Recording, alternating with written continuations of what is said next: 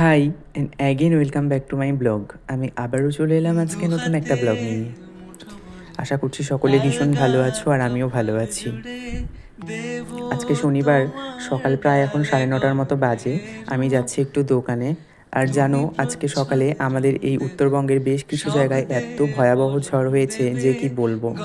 তো দোকান থেকে আসার পর দেখলাম আমাদের টমটম এখানে এসে পড়েছে খাওয়ার জন্য। আর এরপর আমরা হজমোলা নিয়ে শুরু করলাম ঢং করা। আর ওকে তো দেখেইছো আমার ব্লগে, আমাদের একটা বুনো। তো ও দেখো কি মিচকি মিচকি হাসছে আমার ব্লগে।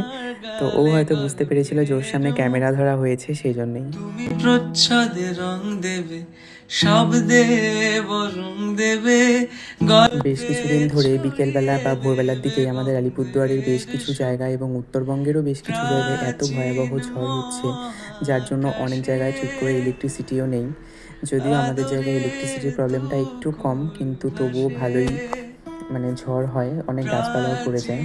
আর এই দেখো আমাদের কপোষণা আজকে নতুন জুতো কিনে নিয়ে এসছে।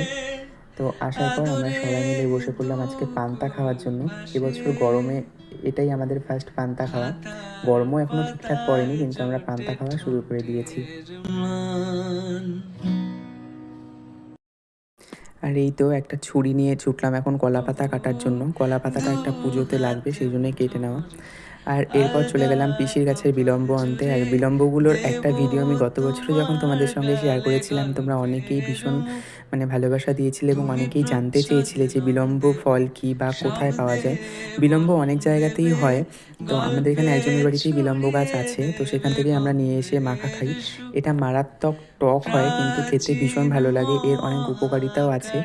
জন্ডিসের প্রবলেমেও বিলম্ব ভীষণ উপকারী। আর কথা বলতে বলতে কিন্তু আমাদের বিলম্ব মাখাও একেবারে কমপ্লিট হয়ে গেছে। এরপর ঘরে এসে দেখি মায়ের রান্নাবান্না মোটামুটি শেষের দিকে। মা আজকে রান্না করেছিল ছোলা দিয়ে কাঁঠাল, মানে ছোলার ডাল দিয়ে কাঁঠাল। আর তার সঙ্গে ছিল ঢেঁড়স ভাজা আর আলু ভাজা। আমি একটু ডাল নিয়ে নিলাম খাওয়ার জন্য। আর আমার কাঁঠাল দিয়ে ছোলার ডাল খেতে ভীষণ ভালো লাগে।